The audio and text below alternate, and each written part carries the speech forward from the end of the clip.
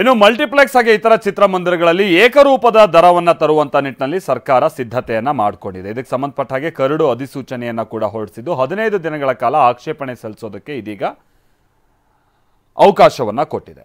ಏನು ಏಕರೂಪದ ದರ ಅಂತಂದ್ರೆ 200 ರೂಪಾಯಿ, ಅದು ಇನ್ಕ್ಲೂಡಿಂಗ್ ಟ್ಯಾಕ್ಸ್ ಸೇರಿ ಟ್ಯಾಕ್ಸ್ ಸಮೇತವಾಗಿ 200 ರೂಪಾಯಿ ದರ ನಿಗದಿಯನ್ನು ಸರ್ಕಾರ ಮಾಡಿದೆ.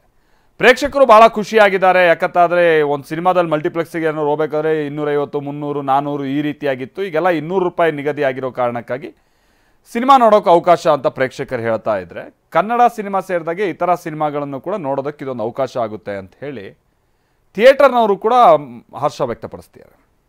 ಆಡಿಯನ್ಸ್ ಪ್ರಕಾರ ನಾವು ಥಿಂಕ್ ಮಾಡಿದ್ರೆ ಜನರು ತುಂಬಾ ಜನ ಇಲ್ಲ ಥಿಯೇಟರ್ ರೇಟ್ ಜಾಸ್ತಿ, ನಾವು ಮನೇಲೆ ನೋಡ್ಕೋತೀವಿ, ಇಲ್ಲ OTT ಬಂದಾಗ ನೋಡ್ಕೋತೀವಿ ಅಂತ ಹೇಳ್ತಾ ಇದ್ರು.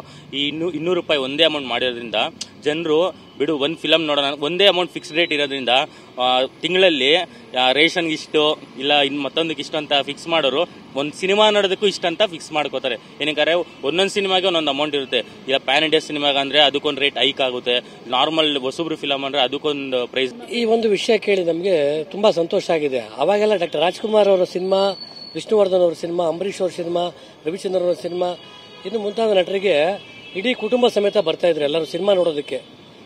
ತಂಡವಾಗಿ ಎಲ್ಲರೂ ಬಂದು ಸಿನಿಮಾ ನೋಡಿ ಹೋಗ್ತಿರೋ. ಇವತ್ತೇನಾಗಿದೆ, OTT ಮಲ್ಟಿಪ್ಲೆಕ್ಸ್ಗಳು ಇವೆಲ್ಲ ಇದರಿಂದ ಅವಳಿಯಾಗಿ ಜನಕ್ಕೆ